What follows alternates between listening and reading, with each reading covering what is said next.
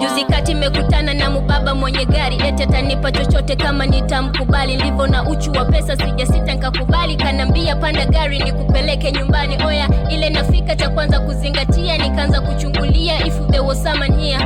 Akanambia mtoto mzuri hebu tulia, vipi nguletee wine au natumia bia? Nikasema bia hapana, maybe uniletee wine. Akaleta kinywaji karudi zake chumbani, anatoka mkononi kashika lia iPhone. Nikasema huyu ndo mwanaume chana na kina John. Imefika usiku akanipeleka chumbani, akanambia kuwa huru jisikie upo nyumbani, ila ngoja kidogo mimi naingia uwani. Baby girl don't forget that you my number one. Nimekaa chumbani kwa kweli nafurahia, girlfriend yangu kapigwa teke na watu kaingia. Mwamba mkononi anachupa alopasua, afu nyuma yake kuna njemba mbili zinavifua. Pumzika sita mimi nikashindwa kupumua, nikasema Mungu wangu leo miswa nani ua. Wakaja kitandani kunipelekea moto, sindo girlfriend nikashtuka kumbe ilikuwa ndoto. Kumbe ilikuwa sindo